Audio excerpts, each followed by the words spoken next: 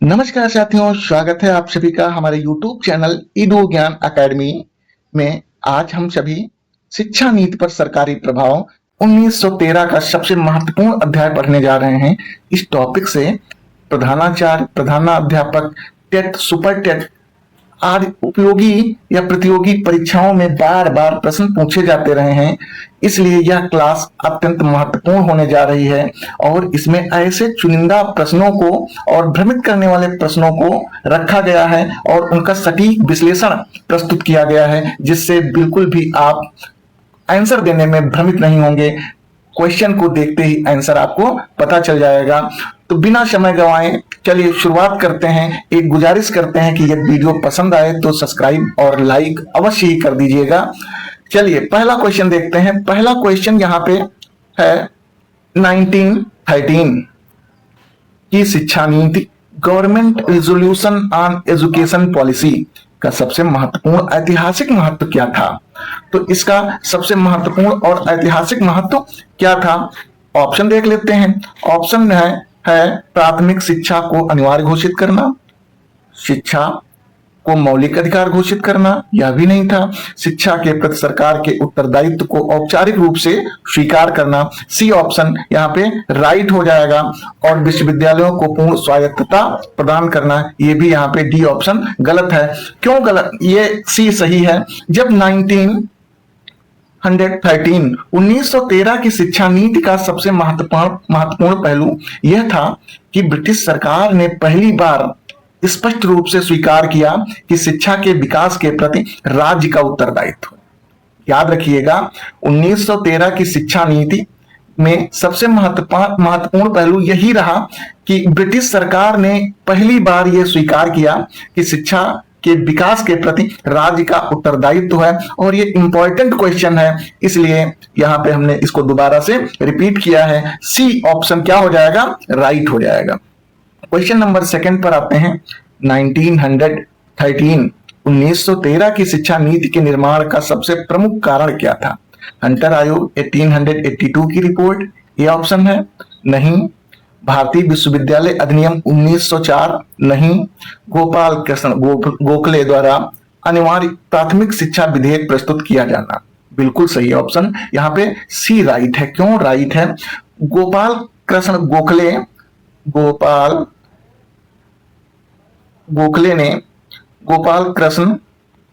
गोखले ने 1911, डेट याद रखेंगे, 1911 में अनिवार्य प्राथमिक शिक्षा विधेयक प्रस्तुत किया था। यद्यपि वो पारित नहीं हो पाया, लेकिन उसी के दबाव में, क्योंकि जनता जागरूक होने लगी थी और सभी लोग ये समझ गए थे कि शिक्षा के माध्यम से ही हम अपने देश का विकास कर सकते हैं और आजादी को प्राप्त कर सकते हैं। तो इसलिए वो उसी के दबाव में सरकार ने 1913 की शिक्षा नीति घोषित की। कहा कि हाँ, हम आपके सभी नागरिकों को प्राथमिक शिक्षा अनिवार्य रूप से प्रदान करेंगे। तो गोपाल कृष्ण गोखले के द्वारा 1911 में जो शिक्षा विधेयक पारित कराया गया था अनिवार्य शिक्षा का, तो उसको तब न पारित करके और 1913 की शिक्षा नीति में यह बताया गया कि प्राथमिक शिक्षा अवश्य अनिवार्य की जानी चाहिए। सी यहाँ पे ऑप्शन राइट हो जाएगा। क्वेश्चन नंबर 3 पर आते हैं। 1913 की शिक्षा नीति के अनुसार प्राथमिक शिक्षा का माध्यम क्या होना चाहिए? 1913 की शिक्षा नीति के अनुसार प्राथमिक शिक्षा का माध्यम अंग्रेजी नहीं, मातृभाषा। क्या होना चाहिए? मातृभाषा। संस्कृत और उर्दू से कोई मतलब नहीं है। तो इसके अंतर्गत भी कोई ऑप्शन सही है। शिक्षा नीति ने यह स्पष्ट किया था कि प्रारंभिक शिक्षा मातृभाषा में दी जानी चाहिए, क्योंकि यही बालक के बौद्धिक विकास के लिए उपयुक्त है और मातृभाषा में बच्चा जितना जल्दी सीख सकता है उतना जल्दी अन्य भाषाओं में नहीं सीख सकता है। इसलिए 1913 की शिक्षा नीति के अनुसार प्राथमिक शिक्षा का माध्यम मातृभाषा होना चाहिए। नेक्स्ट है 1913 की शिक्षा नीति में सरकार ने अनिवार्य प्राथमिक शिक्षा के विषय में क्या रुख अपनाया? तो क्वेश्चन नंबर 4 के ऑप्शन क्या है? पूरे भारत में तुरंत लागू करने का निर्णय लिया, नहीं। इसका पूर्ण विरोध किया, नहीं।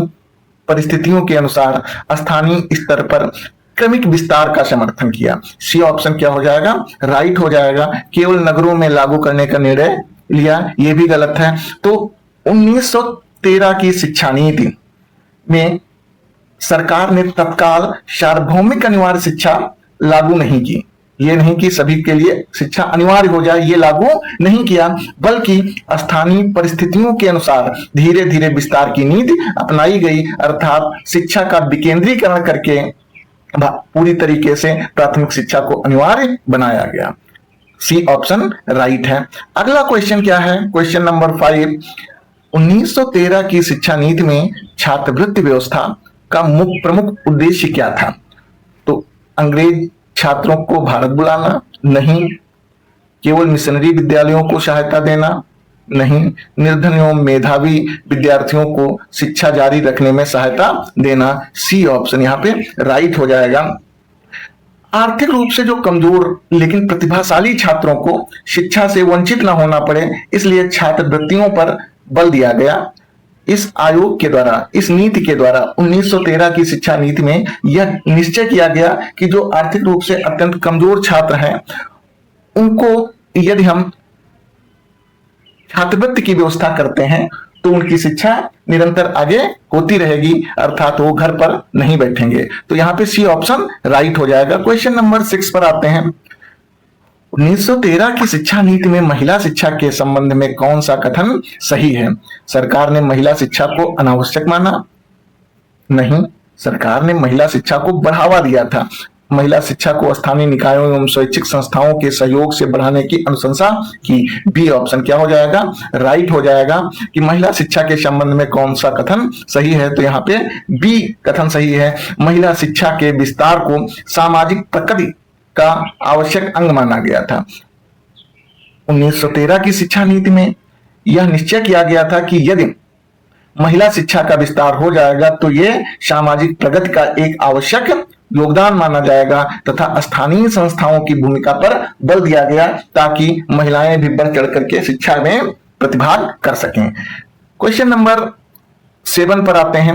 1913 की शिक्षा नीति में व्यावसायिक शिक्षा को प्रोत्साहित करने का मुख्य उद्देश्य क्या था?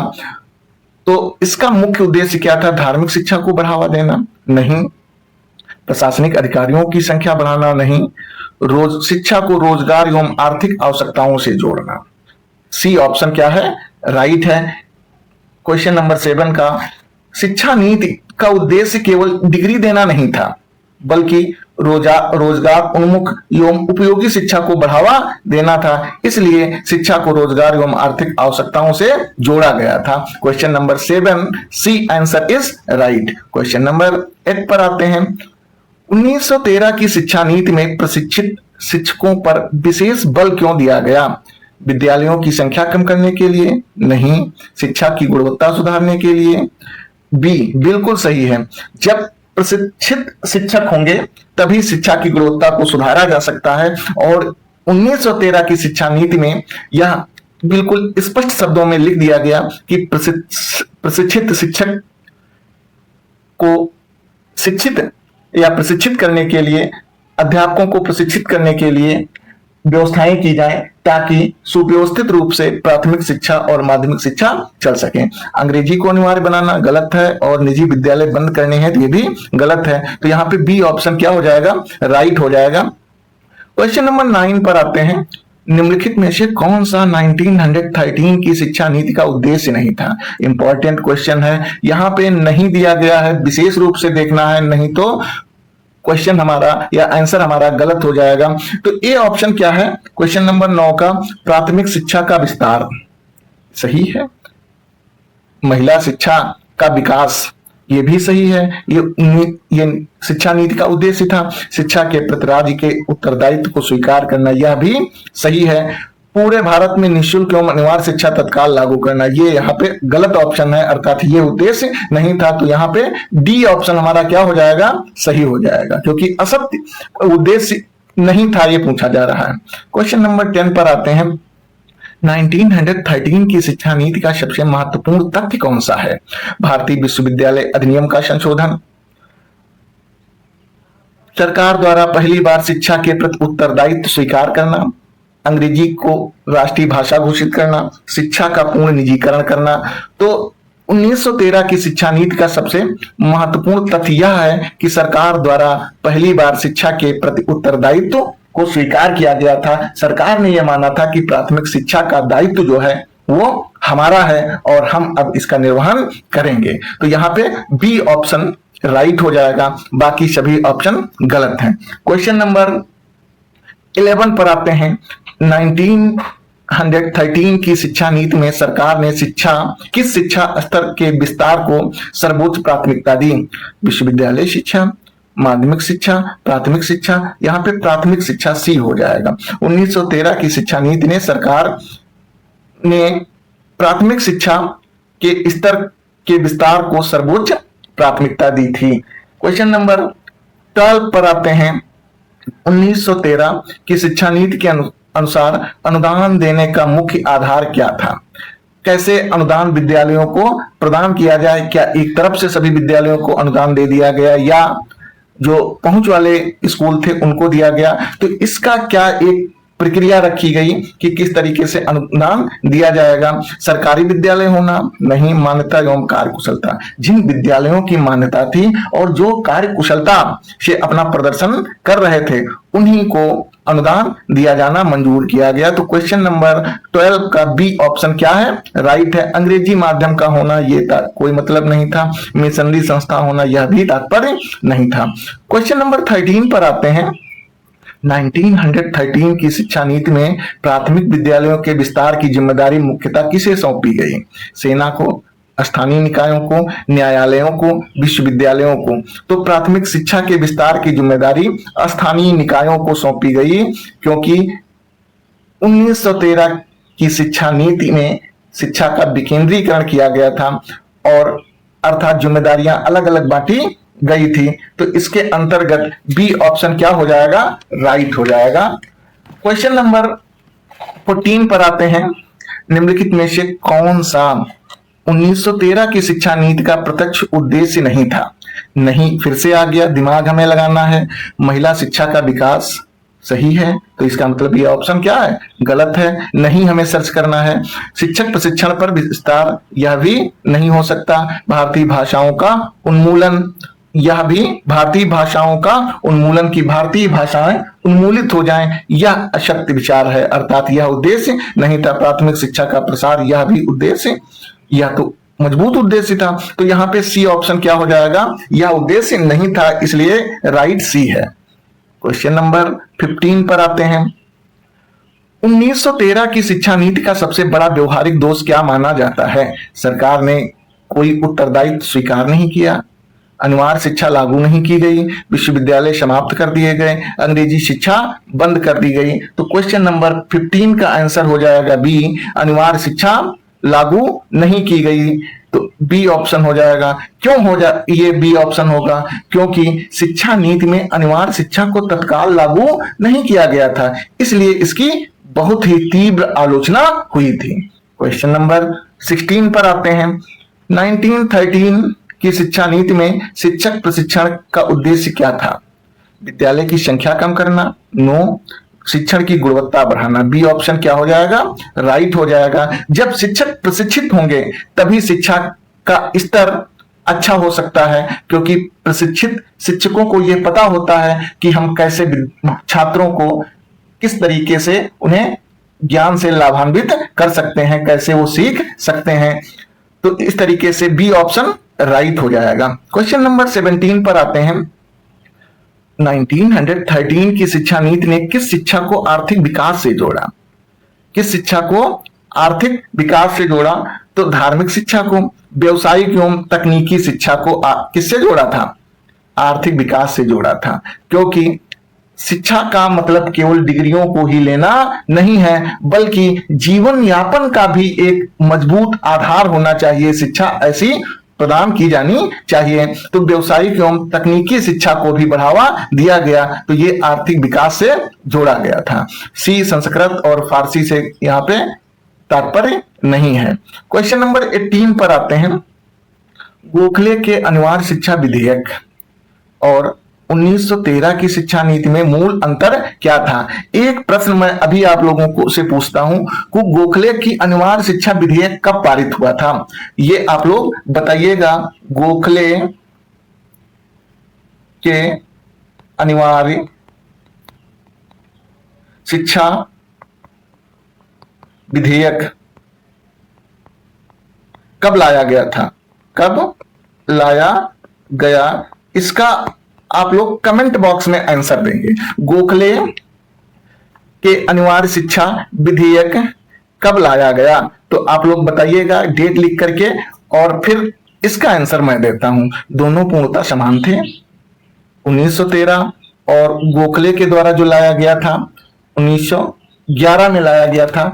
तो क्या ये दोनों शिक्षा नीतियां समान थी और या अलग अलग थी? तो दोनों पूर्णतः समान थे। क्या यहाँ पे ऑप्शन पहला दिया गया है दोनों पूर्णतः समान थे? नहीं, दोनों पूर्णतः समान नहीं थे। गोखले अनिवार्य शिक्षा चाहते थे, सरकार क्रमिक विस्तार चाहती थी। तो ये बी ऑप्शन क्या हो जाएगा?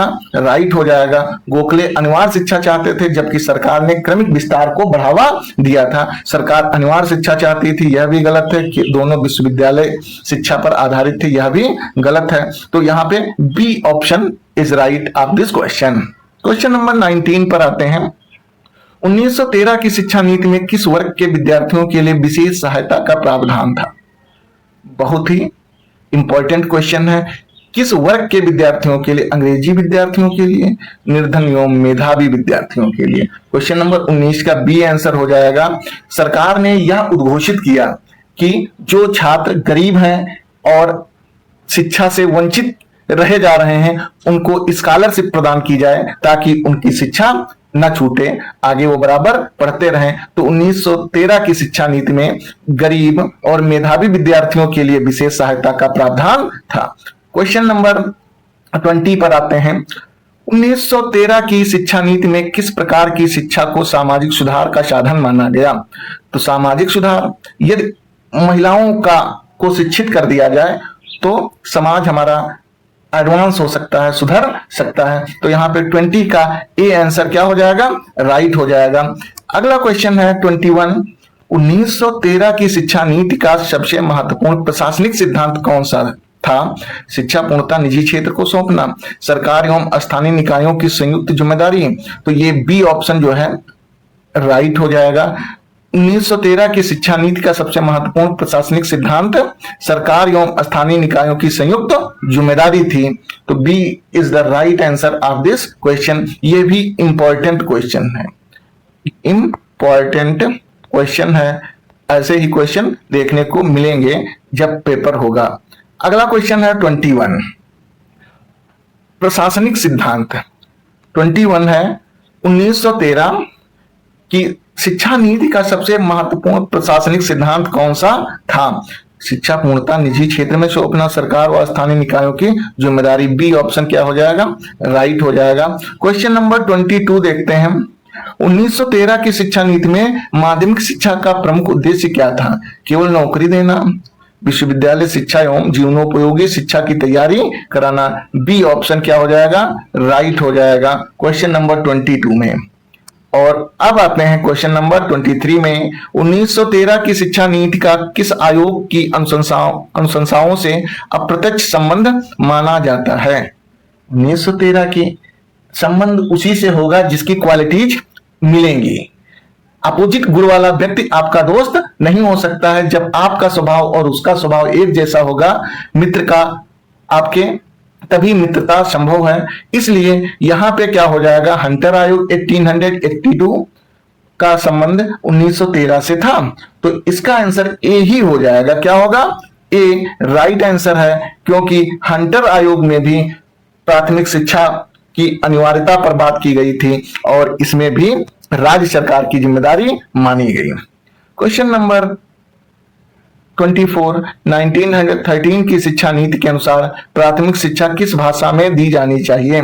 मातृभाषा में दी जानी चाहिए। ये रिपीटेड क्वेश्चन हो गया है, कोई दिक्कत नहीं। जितनी बार आएगा क्वेश्चन उतना ही अच्छे से हमारे दिमाग में जगह बना के बैठ जाएगा, देखते ही हम पहचान जाएंगे। इसलिए सोचने की कोई बात नहीं है। आप लोग बराबर तैयारी करते रहिए। यहाँ पे आंसर क्या हो जाएगा, मातृभाषा में दी जानी चाहिए। क्वेश्चन नंबर 25, 1913 की शिक्षा नीति के अनुसार शिक्षा का विस्तार किस सिद्धांत पर आधारित था? तो ये शिक्षा का विस्तार क्रमिक विकास पर निर्भर करता था कि एक क्रम से शिक्षा लोगों को प्रदान होती रहेगी। पहले उच्च लोगों को शिक्षा प्रदान करेंगे और फिर उच्च लोग ही अर्थात शिक्षकों की धीरे धीरे संख्या बढ़ाएंगे और इसके बाद निम्न वर्ग के लोगों में भी शिक्षा का प्रचार और प्रसार होगा। क्वेश्चन नंबर 26 पर आते हैं। क्वेश्चन नंबर 26 है, 1913 की शिक्षा नीति में सरकार ने किसे शिक्षा की गुणवत्ता का प्रमुख आधार माना? प्रशिक्षित शिक्षक, बी ऑप्शन क्या हो जाएगा, राइट हो जाएगा।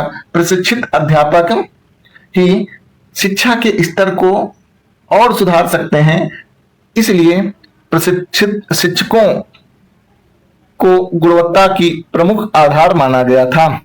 क्वेश्चन नंबर 27, 1913 की शिक्षा नीति का सबसे अधिक प्रभाव किस क्षेत्र पर पड़ा?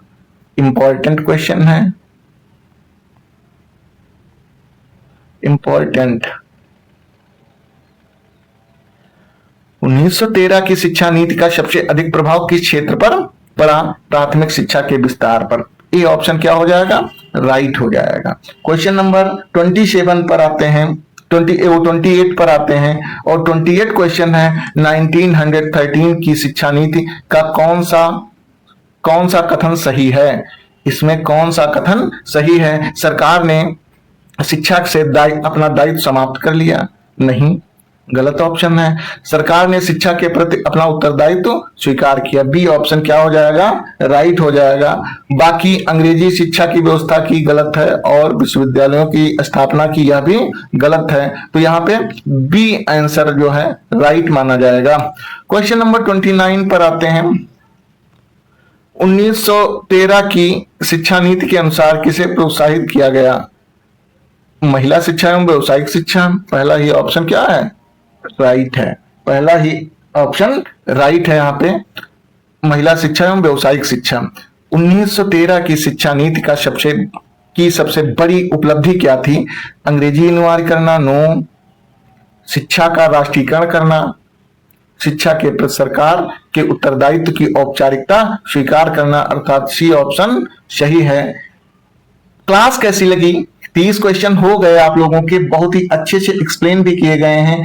अब आपको बताना कि क्लास कैसी लगी, कमेंट करके अवश्य बताइएगा और यदि पसंद आई हो तो लाइक जरूर कर दीजिएगा। धन्यवाद, नमस्कार, मिलते हैं अपने नेक्स्ट वीडियो में। तब तक के लिए stay on my YouTube channel. Okay, tata, bye bye.